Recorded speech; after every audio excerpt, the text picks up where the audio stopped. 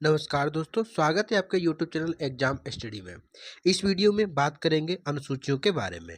अनुसूचियों के संबंधित जितने भी प्रश्न एग्जाम्स में पूछे गए हैं प्रीवियस ईयर में, तो उन सब के बारे में बात करेंगे और विधिवत रूप से हम देखते हैं। सबसे पहले देखेंगे नोट्स यानी डिस्क्रिप्शन, ये पूरा अनुसूचियों का डिस्क्रिप्शन में सबसे पहले देखते हैं कि भारत के मूल संविधान में 8 अनुसूचियां थी और वर्तमान में 12 अनुसूचियां हैं। ठीक है, तो मूल संविधान में कितनी 8 अनुसूचियां और वर्तमान में 12 अनुसूचियां हैं। अब सभी अनुसूचियों के बारे में देखते हैं। सबसे पहली अनुसूची, तो पहली अनुसूची का संबंध है राज्य और संघ राज्य क्षेत्र से। फिर दूसरी अनुसूची का संबंध है कि भारतीय संघ के पदाधिकारियों के वेतन भत्ते और पेंशन का उल्लेख किया गया है। फिर तीसरी अनुसूची में भारतीय संघ के कुछ पदाधिकारियों के शपथ और प्रतिज्ञान का प्रारूप, यानी कि तीसरी अनुसूची में शपथ का जो है प्रावधान है। जबकि चौथी अनुसूची में भारत के राज्यों तथा संघ राज्य क्षेत्रों जैसे जम्मू कश्मीर और दिल्ली पुदुचेरी के राज्य में प्रतिनिधि का विवरण करता है। तो ये क्या है, तो राज्य सूची में चौथी अनुसूची में भारत के राज्यों और संघ राज्य क्षेत्रों जिसमें जम्मू कश्मीर, पुदुचेरी और दिल्ली के राज्यसभा में प्रतिनिधित्व का विवरण करता है। तो चौथी हुई राज्यसभा में सीटों के आवंटन से हम समझ लेते हैं। पांचवी अनुसूची है, तो पांचवी अनुसूची अनुसूचित क्षेत्रों तथा अनुसूचित जनजातियों के प्रशासन व नियंत्रण के बारे में उपबंध है, जिसमें पांचवी अनुसूची के अधीन जनजातीय भूमिका खनन के लिए निजी पक्षकारों को अंतःकरण, आकृत और शून्य घोषित किया जा सकता है। फिर है कि छठवीं अनुसूची जो कि असम, मेघालय, त्रिपुरा और मिजोरम के जनजातीय क्षेत्रों से संबंधित है। किसके, तो असम, मेघालय, त्रिपुरा और मिजोरम। तो असम, मेघालय, त्रिपुरा और मिजोरम से संबंधित है। ठीक है, उसके जनजातीय क्षेत्रों से संबंधित है। ये कौन सी, छठी अनुसूची। फिर देखते हैं सातवीं अनुसूची में प्रावधान है केंद्र व राज्य के बीच शक्ति का विभाजन। सात से शक्ति का विभाजन किसमें, केंद्र और राज्य में शक्ति का विभाजन से संबंधित है। कौन सी, सातवीं अनुसूची, और जिसके अंतर्गत 3 अनुसूचियां आती हैं। कौन कौन सी, एक संघ सूची, दूसरी राज्य सूची और तीसरी समवर्ती सूची। तो ये प्रावधान है सातवीं अनुसूची में, जिसमें वर्तमान में संघ सूची में 97 विषय हैं और वर्तमान में 97 विषय, लेकिन वर्तमान में गणना की दृष्टि से कुल 98 विषय हैं का उल्लेख किया गया है। और जिस पर कानून बनाने का अधिकार केवल संघ को है। तो संघ सूची में केवल संघ को है, जबकि राज्य सूची में कुल 66 विषय थे, लेकिन वर्तमान में गणना के अनुसार कुल 59 विषय रह गए। तो वर्तमान में 59 विषय हैं किसमें, राज्य सूची में, जिन पर कानून राज्य द्वारा बनाए जाते हैं। फिर है समवर्ती सूची में कुल 47 विषय थे, लेकिन वर्तमान में गणना की दृष्टि से 52 जो है वो विषय हैं किसमें, समवर्ती सूची में। अगर संघ सूची की बात करेंगे तो 58 विषय, 98 विषय, और राज्य सूची में 59 विषय, और वर्तमान में समवर्ती सूची में तो 52 विषय हैं। और समवर्ती सूची में कानून बनाने का अधिकार संघ और राज्य दोनों का है। पुलिस, लोक स्वास्थ्य सुरक्षा और प्रति व्यक्ति कर, गैस, कृषि, रेलवे, पुलिस, कारागार, पंचायती राज एवं भूमि सुधार, ये सभी राज्य सूची के विषय हैं। फिर है रेडियो, टेलीविजन, शेयर बाजार, डाकघर, बचत बैंक, जनगणना, बैंकिंग, बीमा, रक्षा, रेलवे और निगम, और ये सभी क्या है, ये सभी संघ सूची के विषय। इन विषय के बारे में पूछा जाता है, अभी देखेंगे पेपर में, मतलब क्वेश्चन पे भी अभी इसके आगे करेंगे तो उसमें आपको देखने को मिलेंगे। तो संघ सूची में हो गया रेलवे टेलीविजन, शेयर बाजार, डाकघर, बचत बैंक, जनगणना, बैंकिंग, बीमा, रक्षा, रेलवे और निगम कर संघ सूची के विषय हैं। फिर देखते हैं आर्थिक नियोजन, आपराधिक मामले, जनसंख्या नियंत्रण और परिवार नियोजन, शिक्षा, वन, दंड प्रक्रिया, विवाह विच्छेद, तलाक एवं गोद लेना, ये सभी समवर्ती सूची के विषय हैं। फिर देखते हैं आठवीं अनुसूची में इसमें संविधान द्वारा वर्तमान में मान्यता प्राप्त 22 भाषाओं का उल्लेख किया गया। तो 8वीं में भाषा का उल्लेख है, तो संविधान में कुल 22 भाषाओं का उल्लेख किया गया है। तो और ये मूलतः संविधान में जब संविधान लागू हुआ तो उस समय 14 भाषाएं थी, लेकिन वर्तमान में कुल 22 भाषाएं हैं। अब इनको कब कब जोड़ा गया, कौन कौन सी भाषा, उसको देख लेते हैं। कि वर्ष 1967 में सिंधी को 21वें संविधान संशोधन द्वारा जोड़ा गया था। किसको, सिंधी को 1967 में। फिर वर्ष 1992 में कोंकणी, नेपाली और मणिपुरी को 71वें संविधान संशोधन द्वारा, तथा वर्ष 2004 में संथाली, डोगरी, मैथिली और बोडो को 92वें संविधान संशोधन 2003 द्वारा 8वीं अनुसूची में शामिल किया गया। फिर देखते हैं 9वीं अनुसूची। ये विशिष्ट अधिनियमों और विनियमों का विधिमान्यकरण करता है 9वीं अनुसूची। इसमें इसके तहत प्रथम संविधान संशोधन अधिनियम 1951 द्वारा संविधान में 9वीं अनुसूची को भारत में प्रथम प्रधानमंत्री जवाहरलाल नेहरू के कार्यकाल के दौरान संविधान में शामिल किया गया था। कब, तो जब जवाहरलाल नेहरू थे उसी समय 9वीं अनुसूची जोड़ी गई थी, और वही है प्रथम संविधान संशोधन हुआ था 1951 में। फिर इसमें वर्तमान में इस अनुसूची में लगभग 282 अधिनियम है। तो इस अनुसूची में कितने, 282 अधिनियम है। नेक्स्ट देखते हैं 10वीं अनुसूची। 10वीं अनुसूची तो दल परिवर्तन के आधार पर निर्भरता के बारे में उपबंध करता है, यानी कि दल बदल जो है वो 10वीं अनुसूची में, दल बदल का प्रावधान 10वीं अनुसूची में। और ये अनुसूची 52वें संविधान संशोधन अधिनियम 1985 द्वारा संविधान में शामिल किया गया था। फिर देखते हैं 11वीं अनुसूची। 11वीं अनुसूची पंचायत के अधिकार, प्राधिकार तथा दायित्व आदि के बारे में उपबंध करता है। 11वीं अनुसूची किसमें, पंचायतों के बारे में अधिकार, प्राधिकार और दायित्व के बारे में उपबंध करता है। जबकि 73वें संविधान संशोधन अधिनियम 1992 द्वारा इसमें किसको शामिल किया गया था। कब, 73वां संविधान संशोधन 1992, 92। इस अनुसूची में पंचायती राज संबंधित कुल 29 विषय हैं। किसमें, तो 73वां संविधान संशोधन 1952 यानी 11वीं अनुसूची में कुल 29 विषय हैं। और जबकि 12वीं अनुसूची नगर पालिकाओं के अधिकार, प्राधिकार तथा दायित्व के बारे में प्रावधान करता है। और ये 74वें संविधान संशोधन 1992 द्वारा संविधान में शामिल किया गया है। और 74वें संविधान संशोधन में 12वीं अनुसूची में कुल 18 विषय हैं। ये चीज़ याद रखना कि अगर पूछ दे कि 73वें संविधान संशोधन के तहत 1992 में 11वीं अनुसूची में कुल कितने विषय, 29 विषय।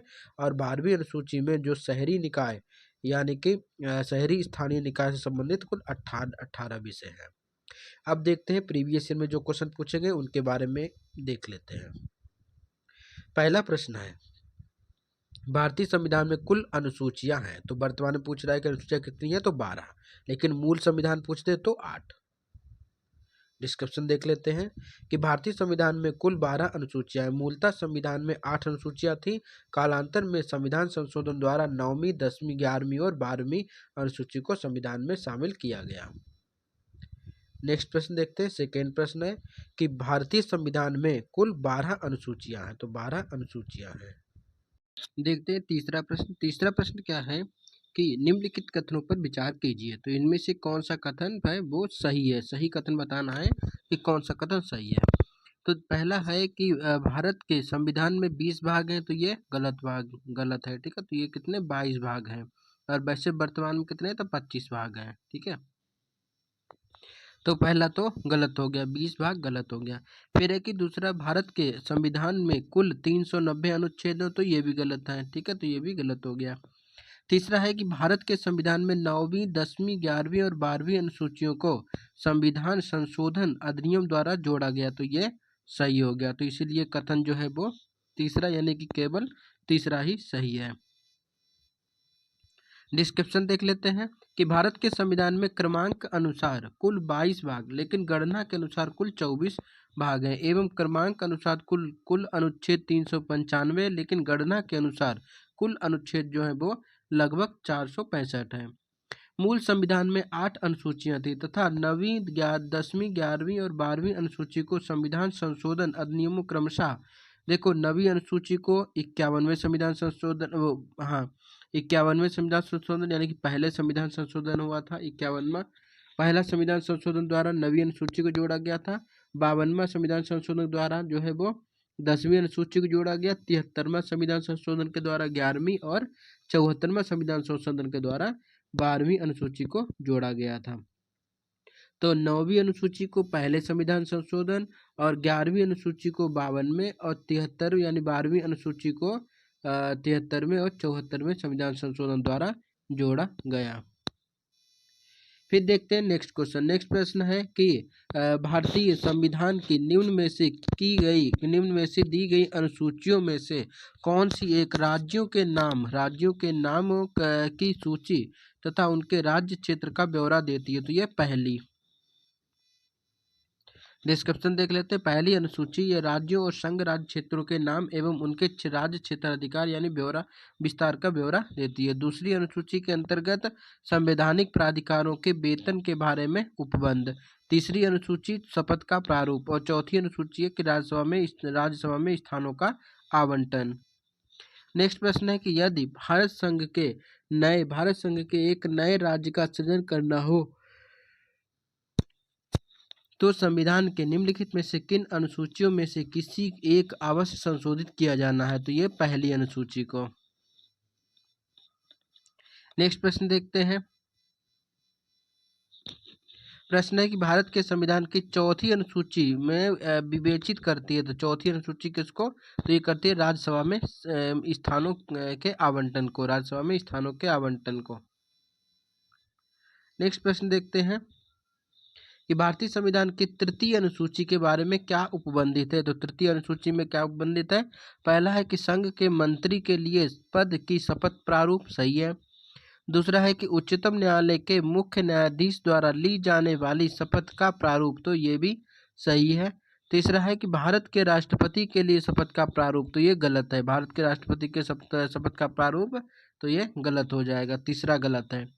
चौथा है कि भारत के संसद के सदस्य द्वारा ली जाने वाली शपथ का प्रारूप, तो ये भी सही है। लेकिन जो है राष्ट्रपति के शपथ का प्रारूप एक अनुच्छेद में वर्णित है, ठीक है। यहाँ देख लेते हैं डिस्क्रिप्शन में। देखिए डिस्क्रिप्शन क्या दिया हुआ है कि भारतीय संविधान के तीसरी अनुसूची शपथ का प्रतिज्ञान के प्रारूप से संबंधित है। इस अनुसूची में निम्न में से दी जाने वाली शपथ तथा गोपनीयता की शपथ या प्रतिज्ञान का प्रारूप दिया गया है। तो किस किस में? तो पहला है कि संघ के मंत्री की शपथ के प्रावधान है, फिर संसद के निर्वाचन के अभ्यर्थी का, फिर संसद के सदस्यों का, फिर उच्चतम न्यायालय के न्यायाधीशों और भारत के महानियंत्रक और महालेखा परीक्षक के शपथ का प्रारूप है। फिर पांचवा है किसी राज्य के मंत्री, और छठा है कि राज्य विधानमंडल के निर्वाचन के अभ्यर्थी, सातवां है कि राज्य विधानमंडल के सदस्य, आठवां है उच्च न्यायालय के न्यायाधीश के बारे में शपथ का प्रावधान करता है। कौन सी? तीसरी अनुसूची। लेकिन भारत के राष्ट्रपति का शपथ और प्रतिज्ञान का प्रारूप संविधान के अनुच्छेद 60 में दिया गया है, ना कि तृतीय अनुसूची में, तो ये गलत हो जाएगा। नेक्स्ट है कि ये मैच कराना सबसे पहले है क्या? एक तरफ अनुसूची है और एक तरफ उसके विषय के बारे में। तो सबसे पहला देखते हैं कि चतुर्थ अनुसूची क्या है? तो राज्यसभा में सीटों के आवंटन से। फिर है षष्ठम किससे यानी छठी अनुसूची किससे संबंधित है? तो ये हो गया जनजातीय क्षेत्र से छठी अनुसूची संबंधित है। फिर है अष्टम यानी कि आठवीं अनुसूची भाषा से संबंधित है, जबकि 9वीं अनुसूची भूमि सुधार से संबंधित है। नेक्स्ट प्रश्न देखते हैं। तो उससे पहले इसका डिस्क्रिप्शन देख लेते हैं कि चौथी अनुसूची राज्यसभा में सीटों के आवंटन से। छठी अनुसूची असम, मेघालय, त्रिपुरा और मिजोरम राज्यों के जनजातीय क्षेत्र से संबंधित है। किसके? तो ये 4 राज्य याद कर लेना, असम, मेघालय, त्रिपुरा और मिजोरम, ठीक है। इसको हम अमी मित्र भी शॉर्ट में बोल सकते हैं, अमी मित्र। ए से असम, मी से मिजोरम और टी से त्रिपुरा और मित्र फिर टी से त्रिपुरा और ए से वही मेघालय। फिर नेक्स्ट है कि आठवीं क्या है? तो भाषा से, और नवम क्या है? भूमि सुधार अधिनियम से संबंधित है। नेक्स्ट फिर मिलाना है तो सातवीं अनुसूची किससे संबंधित है? तो ये हो गया आपका, पहले देख लेते हैं 10वीं दल बदल से, नौवीं हो गया कुछ अधिनियमों के विधिमानीकरण से, 7वीं हो गया आपका विधायी शक्तियों के वितरण के बारे में, 8वीं हो गया भाषाएं के बारे में। तो सबसे पहले 7वीं है तो विधायी के शक्तियों के वितरण के बारे में, 8वीं कुछ अधिनियमों के विधिमान्यकरण, और 9वीं हो गया 9वीं अनुसूची 8वीं भाषा से, 9वीं हो गया कुछ अधिनियमों के अधिमान्यकरण से, 10वीं हो गया कि विधायी शक्तियों के बारे में नहीं, 10वीं हो गया आपका गलत हो गया। देखिए, सातवीं अनुसूची आपका हो गया विधायी शक्तियों के प्रादेशिक शक्तियों के वितरण के बारे में। फिर 8वीं अनुसूची हो गया भाषा, 9वीं अनुसूची हो गया कुछ अधिनियमों के विधिमान्यकरण से, 10वीं हो गया दल बदल से। तो ये सही है।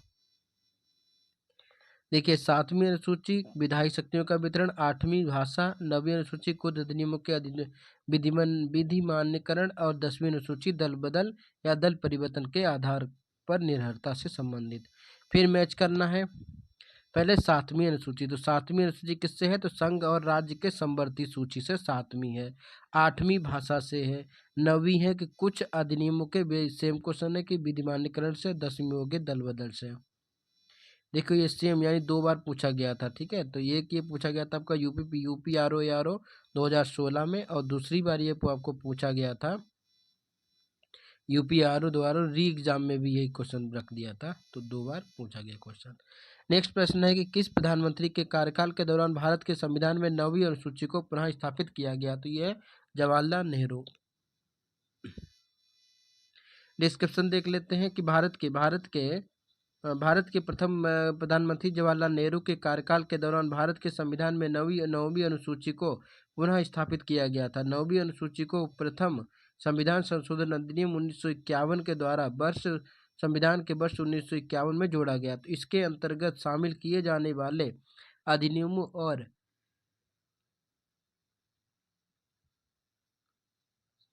विनियमों के विधिमान्यकरण और उन्हें न्यायिक उन्मुक्ति प्रदान करने के उपबंध इसी संशोधन से अंतः स्थापित अनुच्छेद 31 खा के माध्यम से किया गया। इसका मुख्य उद्देश्य तत्कालीन समय में जमींदारी उन्मूलन हेतु निर्मित किए जाने वाले भूमि सुधार कानूनों को न्यायालय में चुनौती दिए जाने से रोकना है, और इसी उद्देश्य से राज्यों के भूमि सुधार कानूनों को संवैधानिक सुरक्षा प्रदान करने तथा उन्हें 9वीं अनुसूची में शामिल किया गया। नेक्स्ट क्वेश्चन है कि राज्य भूमि सुधार अधिनियमों को संवैधानिक सुरक्षा प्रदान करने हेतु सम्मिलित किया गया। तो यह 9वीं अनुसूची में। नेक्स्ट प्रश्न है कि भारत की संसद किसी कानून विशेष को भारत के संविधान की 9वीं अनुसूची। तो ये सही है। फिर दूसरा क्या है? दूसरा है कि नौवीं किसी न्यायालय द्वारा कोई निर्णय भी नहीं लिया जा सकता। तो ये आपका गलत हो गया। तो पहला इसका आंसर सही हो गया। देखते हैं डिस्क्रिप्शन में क्या है। देखिए, डिस्क्रिप्शन में है कि भारतीय संविधान ने यानी प्रथम संशोधन अधिनियम 1991 के जरिए संविधान में 9वीं अनुसूची तथा अनुच्छेद 31 का और 31 खा जोड़े गए। संसद द्वारा विधि विशेष यथा भूमि सुधार विधियां को 9वीं अनुसूची में रखा जा सकता है, जिन्हें न्यायिक समीक्षा से बचाव दिया जाना आशयित हो। वर्तमान में नौवीं अनुसूची में ऐसे लगभग 282 विधियां शामिल हैं। अनुच्छेद 31 खा ये कहता है कि 9वीं अनुसूची में उल्लिखित नियमों और विनियमों को इस आधार पर शून्य नहीं समझा जाएगा कि वे भाग 3 के किन्हीं उपबंधों और प्रदत्त प्राधिकारों में से किसी से असंगत हैं और या उनको छीन लेते हैं या न्यून करते हैं। किंतु वर्ष 2007 में सर्वोच्च न्यायालय ने आई आर कोहेलो बनाम तमिलनाडु के मामले में निर्णय लेते हुए स्पष्ट किया कि संसद को 9वीं अनुसूची में विधि विशेष को प्रविष्ट करने की शक्ति प्रदान की गई है, किंतु यह न्यायिक समीक्षा के दायरे से बाहर नहीं है। और न्यायालय ने निर्धारित किया कि 24 अप्रैल सन 1973 केशवानंद भारती बाद निर्णय की तिथि के बाद 9वीं अनुसूची में शामिल किए गए विधायनों की न्यायिक समीक्षा इस आधार पर की जा सकेगी कि अनुच्छेद 21, 14 और 19 में प्रतिबिंबित संविधान के मूल ढांचे की अवधारणा का उल्लंघन करते हैं। अतः उपरोक्त कथन में से कथन 1 सही है, कथन 2 सही नहीं है। नेक्स्ट है कि कोएलो केस भारत के संविधान की किस अनुसूची से संबंधित है? तो ये 9वीं अनुसूची से संबंधित है। नेक्स्ट प्रश्न है कि संघीय, एक तरफ संघीय सूची है और एक तरफ देखना है कौन सा मैच है। तो देखो संघीय सूची है तो ये है क्या, संघीय सूची में कितने विषय, तो 97 सही। फिर उसके बाद में संघीय सूची 97 विषय, राज्य सूची में 66 विषय और समवर्ती सूची में 47 विषय। देखिए संघीय सूची 97, वर्तमान में कुल गणना अनुसार 98 विषय हैं। राज्य सूची में 66 प्रविष्टियां हैं लेकिन वर्तमान में गणना अनुसार 59 है। समवर्ती सूची 47 प्रविष्टियां हैं, वर्तमान गणना अनुसार 52 अनुसूची है, वो क्या नाम है, विषय हैं। नेक्स्ट प्रश्न देखते हैं कि भारत के संविधान के अंतर्गत आर्थिक योजना का विषय है। तो आर्थिक योजना किसका विषय है, तो ये समवर्ती सूची का विषय, आर्थिक योजना समवर्ती सूची का विषय है। समवर्ती सूची की प्रविष्टि संख्या 20 आर्थिक और सामाजिक आयोजना का उल्लेख करती है। ज्ञातव्य है कि इसी उपबंध के आधार पर भारत सरकार ने योजना आयोग का गठन किया था। नेक्स्ट है कि आर्थिक नियोजन भारतीय संविधान की किस सूची में सम्मिलित है, तो ये है समवर्ती सूची में, आर्थिक नियोजन समवर्ती सूची में सम्मिलित है। नेक्स्ट है कि जानवरों के प्रति क्रूरता की रोकथाम को भारतीय संविधान की किस सूची में रखा गया है, तो क्या बोला, क्रूरता, जानवरों की क्रूरता को समवर्ती सूची में रखा गया है। जानवरों की क्रूरता को रोकना यानी prevention of cruelty and to animals संविधान की 7वीं अनुसूची में समवर्ती सूची में प्रविष्ट 17 के तहत उल्लिखित है। नेक्स्ट एक निम्नलिखित में से कौन सा विषय समवर्ती सूची का है, तो यह है आपराधिक मामले, समवर्ती सूची के विषय आपराधिक मामले। देखिए प्रश्नगत विकल्पों के प्रदत्त विषयों में से पुलिस, राज्य सूची और तथा विदेश मामले और रेडियो टेलीविजन जैसे संघ सूची के विषय हैं, जब तक आपराधिक मामले जो है समवर्ती सूची के विषय हैं। नेक्स्ट प्रश्न है कि निम्नलिखित में से कौन सी मद भारत के संविधान के समवर्ती सूची में से संबंधित है, इनमें से कौन सी मद जो है वो भारत संविधान के समवर्ती सूची से संबंधित है। तो पहला हो गया जनसंख्या नियंत्रण और परिवार नियोजन, ये दूसरा होगा लोक स्वास्थ्य और स्वच्छता, तो यही है पहला वाला सही था क्या, कि जनसंख्या नियंत्रण और परिवार नियोजन ये समवर्ती सूची का विषय है। देखिए जनसंख्या नियंत्रण और परिवार नियोजन समवर्ती सूची तथा लोक स्वास्थ्य और स्वच्छता प्रति व्यक्ति कर तथा निखात विधि राज्य सूची के अंतर्गत आते हैं। नेक्स्ट प्रश्न है कि निम्नलिखित में से कौन सा सही सुमेलित नहीं है, तो सी वाला सही सुमेलित नहीं है, क्यों, पहला देखते हैं कि सार्वजनिक स्वास्थ्य स्वच्छता राज्य सूची का विषय सही है, जनगणना संघ सूची का विषय ये भी सही है, राज्यसभा के सीटों का आवंटन द्वितीय अनुसूची नहीं, कौन सी थी, चौथी अनुसूची थी, चौथी, ठीक है, चतुर्थ अनुसूची में राज्यसभा के सीटों का आवंटन का प्रावधान है, तो इसलिए ये गलत है। और 10वीं जो है 10वीं अनुसूची दल बदल विरोध से संबंधित है, ये भी सही है।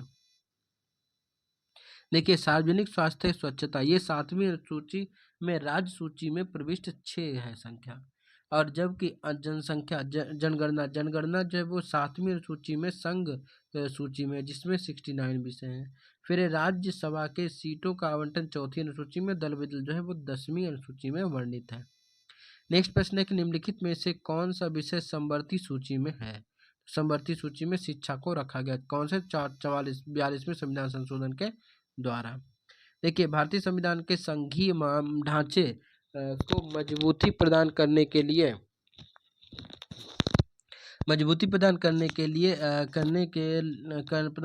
लिए विषयों को केंद्र और राज्यों के मध्य विभाजन किया गया। इन्हें महत्व के आधार पर संघ सूची, राज्य सूची और समवर्ती सूची में विभाजित किया गया। प्रश्नगत विकल्पों में से शिक्षा प्रारंभ में राज्य सूची में शामिल था, किंतु राज्य संघ और राज्यों के दोनों के लिए इसके समान महत्व को देखते हुए संविधान के 42वें संविधान संशोधन 1976 की धारा 57 द्वारा इसे समवर्ती सूची में डाल दिया गया। पुलिस और कृषि और पुलिस राज्य सूची के विषय हैं, जबकि रक्षा जो है वो संघ सूची का विषय है। नेक्स्ट प्रश्न है कि शिक्षा जो प्रारंभ में राज्य सूची का विषय था उसको समवर्ती सूची में कब स्थानांतरित किया गया, तो 42वें संविधान संशोधन के द्वारा जो है शिक्षा को समवर्ती सूची में शामिल किया गया। नेक्स्ट प्रश्न है कि भारतीय संविधान के किस अनुच्छेद किस संशोधन कि भारतीय संविधान के किस संशोधन में वन और वन को राज्य सूची से संबंधित सूची में स्थानांतरित किया गया? तो 42वें संविधान संशोधन के तहत शिक्षा और वन को, ठीक है, दोनों को याद रखना। पहले ये राज्य सूची के विषय थे, अब ये संबंधित सूची के विषय हैं, ठीक है, 42वें संविधान संशोधन के द्वारा। डिस्क्रिप्शन देखते हैं कि भारत के मूल संविधान में वन फॉरेस्ट को 7वीं अनुसूची के तहत राज्य सूची के विषय के रूप में शामिल किया गया था। 42वें संविधान संशोधन 1976 में वन को राज्य सूची से स्थानांतरित कर संवर्ती सूची में 17A में के तहत पुनः स्थापित कर दिया गया। नेक्स्ट देखते हैं निम्नलिखित संविधान के अंतर्गत विषय तथा संबंधित सूची के बारे में निम्न युग्मों में से कौन से युग्म सही सम्मिलित है? तो पहला है विषय एक तरफ सूची के बारे में। जैसे पहला है वन किसमें है? तो संवर्ती सूची, तो ये सही है। अब इसमें बताना कौन सा सही नहीं है। तो वन हो गया आपका, संवर्ती सूची सही है। शेयर बाजार तो ये संघ सूची के विषय, तो ये गलत हो गया। डाकघर बचत बैंक संघ सूची का संवर्ती सूची का और जन स्वास्थ्य राज्य सूची का विषय है, तो ये भी सही है। तो केवल बी ऑप्शन आपका गलत है, क्योंकि शेयर बाजार जो है ये संवर्ती नहीं बल्कि संघ सूची का विषय है। संघ सूची याद रखना। भारतीय संविधान के अनुच्छेद 245 से 255 के अधीन केंद्र और राज्यों के बीच विधायी शक्तियों का विभाजन किया गया है। कौन सी? तो विधायी शक्तियों का विभाजन किया गया है, तथा इस संदर्भ में 7वीं अनुसूची में संघीय संघ सूची, राज्य सूची और संवर्ती सूची का प्रावधान है। इसमें वन संवर्ती सूची में, जन स्वास्थ्य राज्य सूची में तथा शेयर बाजार और डाकघर बचत बैंक जो है जो कि संघीय सूची में सम्मिलित है। नेक्स्ट है कि सूची 1 और सूची 2 बताना है। पहला केंद्र सूची, तो केंद्र सूची का कौन सा विषय है? तो जनगणना केंद्र सूची का विषय हो गया। फिर आपका राज्य सूची, तो राज्य सूची किसका है? तो यह परिवार नियोजन, जनसंख्या नियंत्रण और परिवार नियोजन। अगर केवल दे दे जनगणना या जनसंख्या तब आपका आ जाएगा संघ सूची, लेकिन जनसंख्या नियंत्रण और परिवार नियोजन दे देता है तो आपका ये राज्य सूची का विषय हो जाता है। फिर है पुलिस और स्वास्थ्य सार्वजनिक व्यवस्थाएं।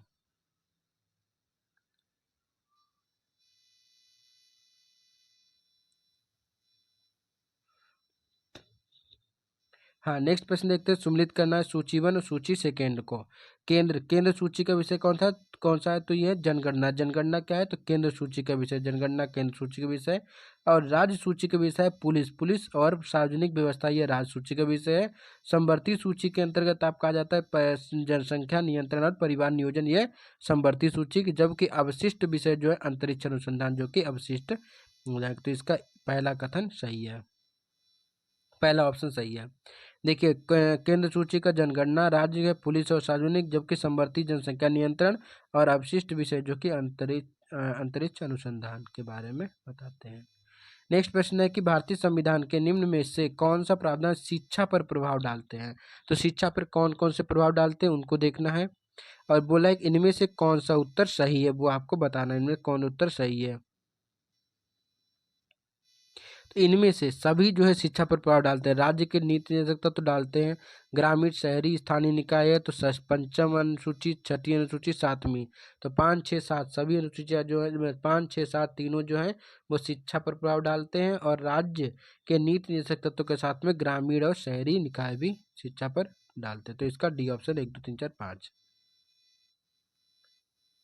देखिए, नीति निर्देशक तत्वों के अनुच्छेद 45 तथा ग्रामीण एवं शहरी स्थानीय निकायों को क्रमशः अनुच्छेद 243 छा और 243 बा में प्रदान किए गए शक्तियों और प्राधिकारों के अंतर्गत शिक्षा के प्रावधान किए गए हैं।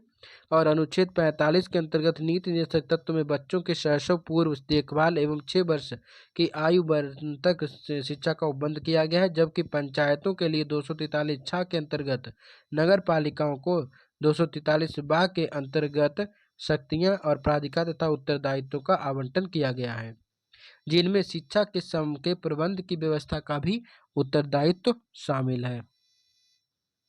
षष्ठम यानी छठी और 7वीं अनुसूची में भी शिक्षा से संबंधित प्रावधान शामिल है। जबकि पंचम अनुसूची के तहत वर्णित अनुसूचित क्षेत्रों तथा अनुसूचित जनजातियों के प्रशासन हेतु उपबंध शिक्षा पर अप्रत्यक्ष रूप से प्रभाव डालते हैं।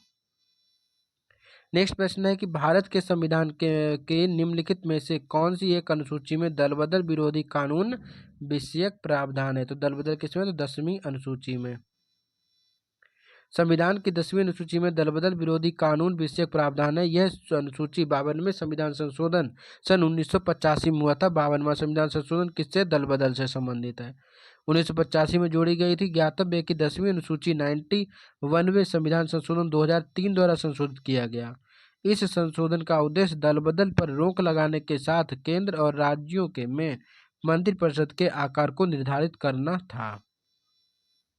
नेक्स्ट प्रश्न है कि भारतीय संविधान के किस अनुसूची में दल बदल विरोधी कानून को रखा गया? तो ये भी आपका आंसर क्या हो जाएगा? तो 10वीं अनुसूची में। 10वीं अनुसूची में दल बदल को रखा गया। तो ये सी ऑप्शन इसका सही हो गया, 10वीं अनुसूची। नेक्स्ट है कि भारतीय संविधान की 10वीं अनुसूची का प्रबंध करता है? तो दल बदल विरोध कानून, दल बदल विरोधी कानून से। नेक्स्ट प्रश्न है कि भारतीय संविधान की 10वीं अनुसूची का प्रावधान क्या है? तो दल बदल विरोधी विधायन से। नेक्स्ट है कि भारतीय संविधान की 7वीं अनुसूची के अंतर्गत संघ सूची में निम्नलिखित में से किसमें उल्लेख नहीं है? तो संघ सूची में देखो, ये संघ सूची का बैंकिंग, बीमा और जनगणना, ये तीनों क्या है? संघ सूची के विषय, जबकि गैस जो है ये समवर्ती सूची के अंतर्गत आता है।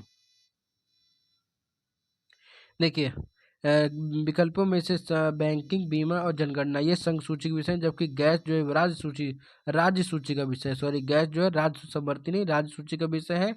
उल्लेखनीय है कि गैस और गैस संपर्क तथा प्राकृतिक गैस के राज्य में शक विक्रय पर कर राज्य सूची में शामिल है, ये तथा प्राकृतिक गैस पर उत्पाद शुल्क जो है वो संघ सूची का विषय है। नेक्स्ट प्रश्न है कि निम्नलिखित में से कौन सा विषय भारतीय संविधान की संघ सूची से संबंधित नहीं है? तो संघ सूची से कौन सा विषय संबंधित नहीं है? रक्षा संघ सूची का है, वैदेशिक मामले ये संघ सूची का है, रेलवे संघ सूची है, जबकि कृषि जो है ये एक राज्य सूची का विषय है।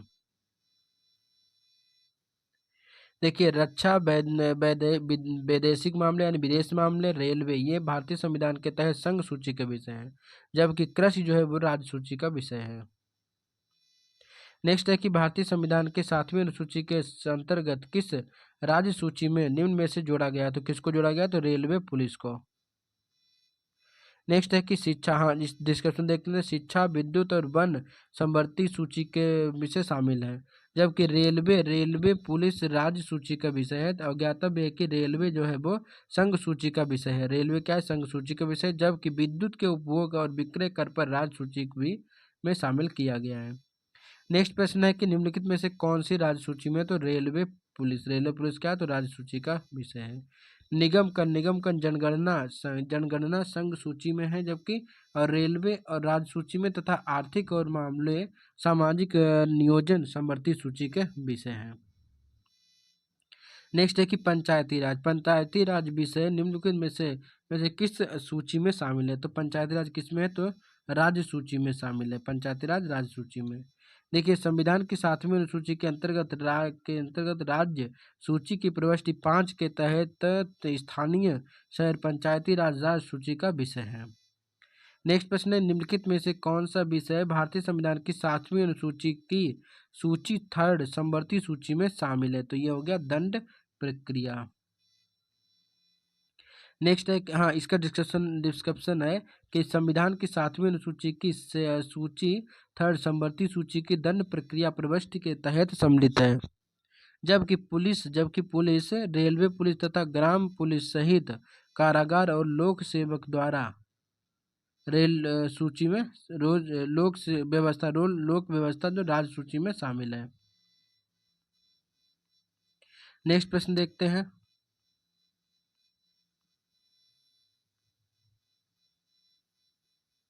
हाँ नेक्स्ट प्रश्न कहाँ गया? सॉरी दोस्तों। हाँ नेक्स्ट प्रश्न है कि विवाह यही प्रश्न है ना? यस। विवाह, विच्छेद और गोद लेना संविधान की 7वीं अनुसूची में से निम्नलिखित में से सम्मिलित किए गए हैं। तो यह सूची 3rd समवर्ती सूची में। देखिए विवाह विच्छेद और गोद लेना, ठीक है, ये संविधान की 7वीं अनुसूची के तहत सूची 3rd समवर्ती सूची प्रविष्टि 5 के अंतर्गत सम्मिलित किए गए हैं। नेक्स्ट प्रश्न है कि भारतीय संविधान की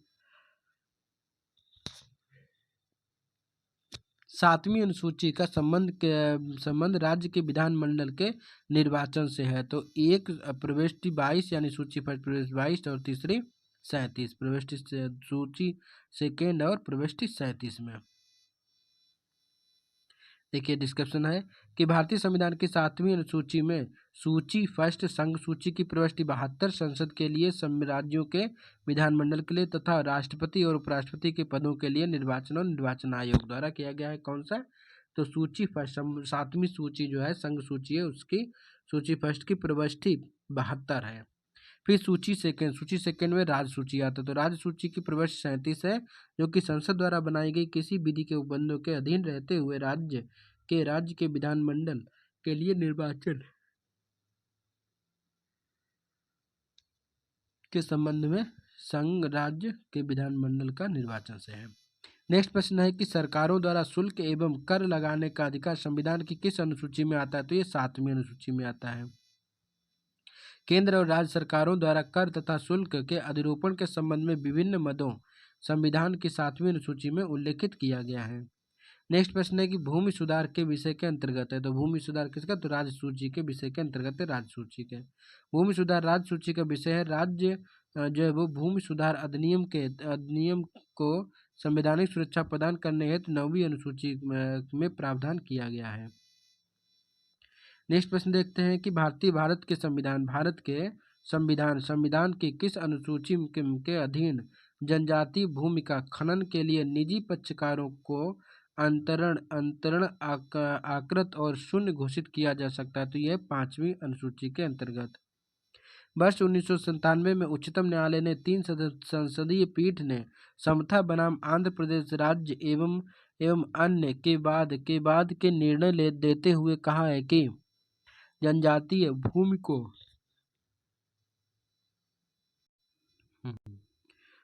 को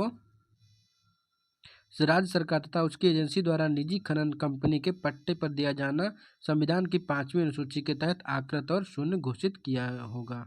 नेक्स्ट है कि भारत के संविधान की किस अनुसूची में विभिन्न राज्यों में अनुसूचित क्षेत्रों के प्रशासन और नियंत्रण से उपबंध है? तो यह है किसमें?